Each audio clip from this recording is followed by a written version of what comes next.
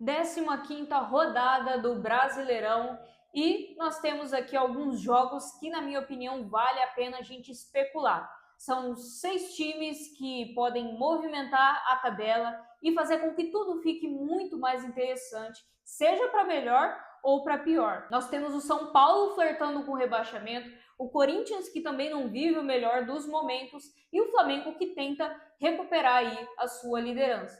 Eu sou a Clay, jornalista em formação, e eu já vou pedir para você deixar o seu like, se inscrever no canal e comentar também o que é que você acha de tudo isso que a gente vai falar aqui hoje. Vamos para os pormenores do assunto? A gente vai começar comentando aí sobre um clássico, tá? São Paulo e Corinthians. O ruim e o pior, foi o que eu anotei aqui, só para dar um alívio cômico, tá bom?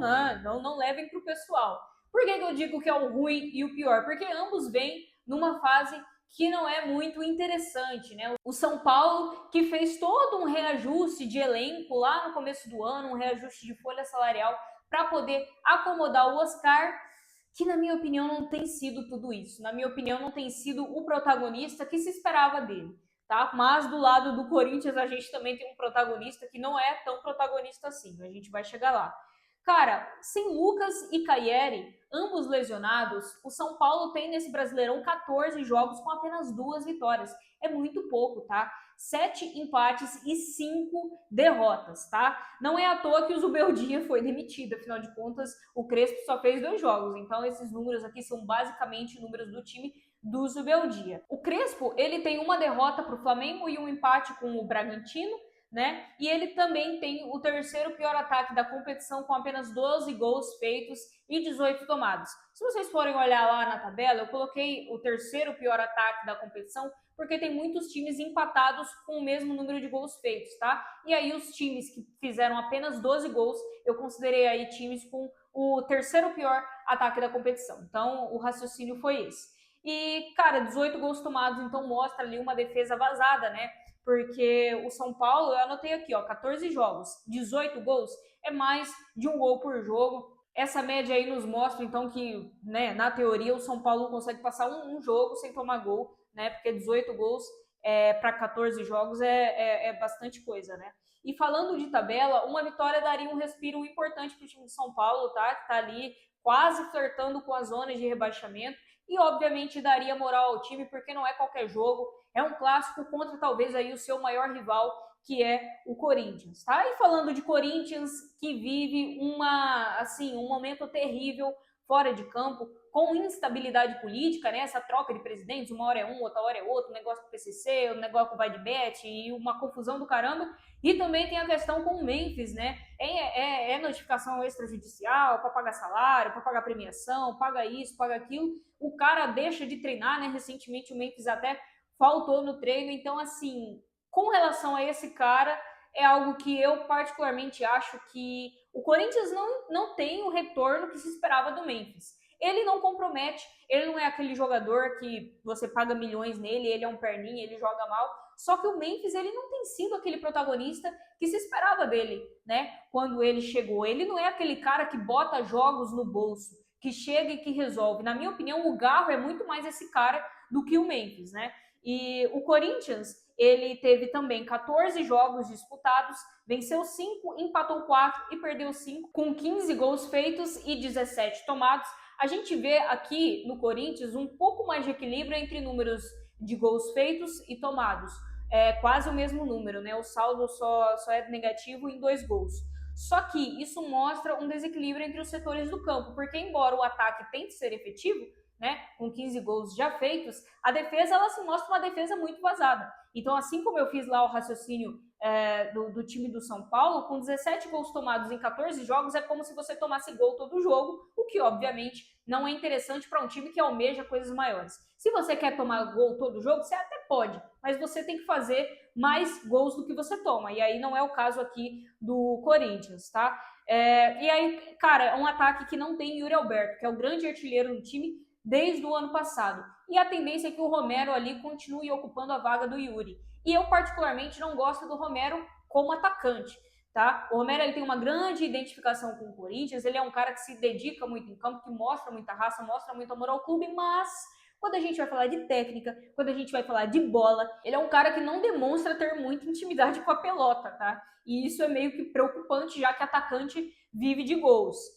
E é o que eu falei do Memphis, né? Deixa a desejar, podia ser melhor, podia ser mais protagonista, podia chamar mais a responsabilidade, só que a gente não vê isso acontecendo da parte dele. E uma vitória hoje pode deixar o Corinthians ainda mais vivo na briga por uma vaga ali na pré-Libertadores, né? Pode colocá-lo ainda mais na parte de cima da tabela. O meu palpite sobre esse jogo, um empate, tá? Porque vai ser na casa do São Paulo. Eu acho que o Corinthians, apesar de os dois times não estarem passando por momentos muito bons, eu acho que o Corinthians chega com uma leve vantagem, só que o São Paulo vai jogar ao lado da sua torcida, vai jogar no Morumbi, sempre tem aquela motivação a mais por ser um clássico. Eu imagino que vai ser um jogo equilibrado e chuto um empate aí, que não é benéfico para nenhuma das partes, né? Convenhamos.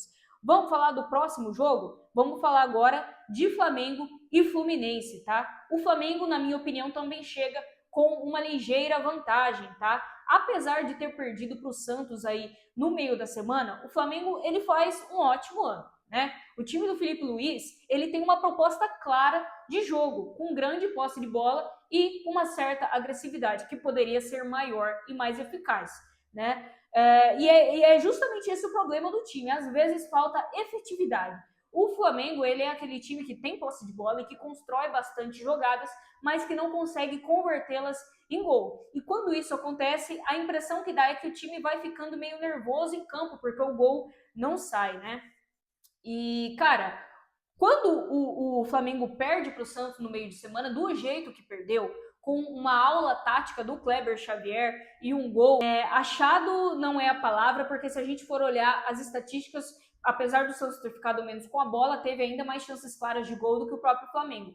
Mas fato é de que o Santos jogou por um gol, ele jogou por uma bola e foi o que aconteceu. Então esse modo de jogar contra o Flamengo especificamente, porque foi uma estratégia que o Kleber Xavier utilizou porque ia enfrentar o time rubro-negro, com certeza será estudada e replicada por outros times nesse Brasileirão, tá? Então aí, na minha opinião, o Felipe Luiz tem dois desafios. O primeiro deles é melhorar a efetividade do seu ataque, transformar toda essa posse de bola em chances reais de gols e depois, obviamente, em gols. E o segundo desafio do Felipe Luiz é aprender a lidar com essa nova estratégia aí, nova entre aspas, né? Porque retranca é mais velho que andar para trás.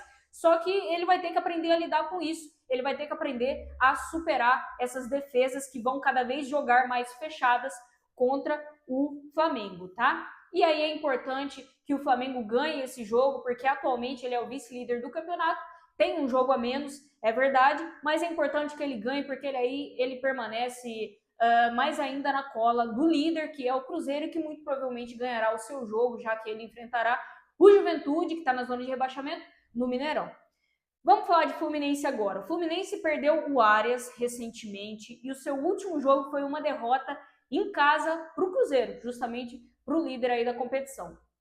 O Fluminense, ele demonstrou uma certa agressividade e tomada das ações de jogo aí, né, tentativas de reação ao tentar buscar o empate, que não aconteceu. O Cruzeiro ganhou por 2-0, mas pelo menos o Fluminense não perdeu de forma apática. Ele mostrou esse ímpeto, essa agressividade e essa vontade, né, mesmo de ir para cima. É que realmente às vezes não é a noite do time, né? O Fluminense podia jogar até meia-noite ou 2 horas da manhã com o Cruzeiro naquele dia, que aparentemente a bola não ia entrar. Era bola na trave, era chute perigoso, era boas defesas do Cássio, mas realmente gol mesmo parecia que não ia rolar. Mas ficou com esse alento para a torcida, né? De que, pô, pelo menos o time caiu, mas caiu lutando. Perdeu, mas perdeu jogando teoricamente bem, né? Vamos colocar assim.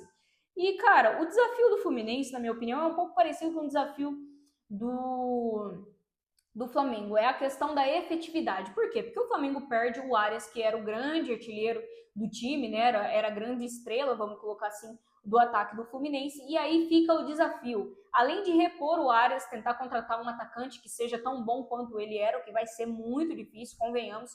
O Fluminense ainda tem que encontrar parceiros de ataque para ele, né? Porque um ataque, geralmente, quando se joga no 4-3-3, você tem 3 atacantes, é muito difícil você ter apenas um que realmente seja artilheiro, que realmente faça gols.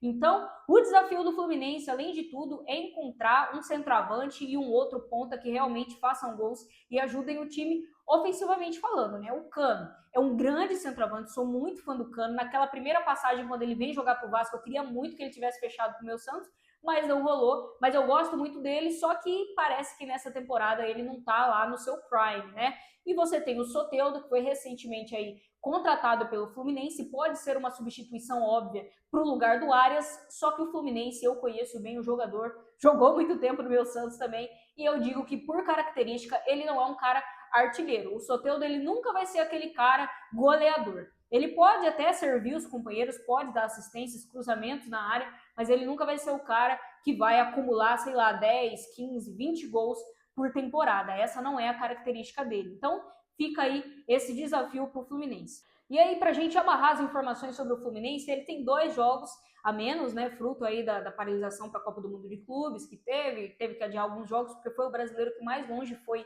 na competição, e ele inicia essa 15ª rodada ocupando aí a 7ª colocação, tá? Uma vitória o colocaria ainda mais na briga pela Libertadores, né, por vagas diretas ali, de acesso direto a Libertadores, pensando ainda que tem 2 jogos a menos, né? Então, se ganha hoje, aí ganha um fôlego ainda maior para depois, se conseguir ganhar os seus 2 jogos que foram adiados, conseguir aí se firmar na briga por essas vagas aí de acesso direto a Libertadores. O meu palpite, tá? O Flamengo tende a ganhar esse jogo, porque eu acho que é um time que tá mais encaixado do que o time do Fluminense, é um time mais ofensivo, vai jogar em casa, né? Só que não me surpreenderia nada se o Fluminense aprontasse e ganhasse esse jogo, tá? Se o Fluminense conseguir ter aquele ímpeto defensivo, aquela concentração que demonstrou muitas vezes na Copa do Mundo de Clubes, ele tende a ganhar aí do Flamengo, principalmente se o Renato Gaúcho viu o que aconteceu no meio da semana e quiser se inspirar, né? O Fluminense tem sim capacidade para ganhar do Flamengo, só que no caminhar natural das coisas aí, o futebol que o Flamengo vem jogando no Brasileirão e o futebol que o Fluminense vem jogando no Brasileirão também, eu acho que o Flamengo tem mais chances de ganhar essa, tá? E não podia faltar o último jogo, vai ser o jogo do Santos, Mirassol contra Santos, aí é um encontro de meio de tabela, tá? Vamos falar primeiro do mandante. O Mirassol, ele vem surpreendendo, tá bom? Após o acesso à Série A, o Mirassol, ele vem mantendo uma regularidade muito interessante para um time que até ontem vivia a realidade apenas de Série B. Para quem não sabe, essa é a primeira vez que o Mirassol joga uma Série A. Então isso, além de ser histórico para o time, a campanha que eles vêm fazendo até então tem sido histórica também. Porque geralmente o que você vê são os times que, quando tem o seu primeiro ou segundo acesso à Série A, eles ficam oscilando, né? São times que ficam subindo e descendo de divisão quase todos os anos. E o Mirassol mostrou que não veio para isso, que veio para ficar. Em 12 jogos, são 4 vitórias, 6 empates e apenas 2 derrotas, tá? É incrível, o Mirassol só perdeu 2 jogos nesse campeonato, foram jogos para os times que estão lá na ponta da tabela, Cruzeiro e Bragantino, e os 2 fora de casa, tá? O que mostra ainda mais uma vantagem do Mirassol. Dentro de casa, dentro do seu domínio, o Mirassol não perdeu nenhum jogo. Bom, então são 12 jogos, 18 gols feitos e apenas 13 sofridos, né? Então é uma defesa que não é tão vazada, não é a menos vazada do campeonato, mas também não é muito vazada como as defesas de Corinthians e São Paulo, por exemplo. Uma defesa que mostra equilíbrio. E o que chama atenção aqui é a efetividade do ataque. São 18 gols feitos, né? E o que chama atenção também é que o Mirassol ele tem conseguido pontos importantes. Ganhou do Corinthians em casa, por exemplo, visitou ali o Morumbis e ganhou do São Paulo dentro do Morumbis, arrancou um empate também na última rodada aí com o Palmeiras.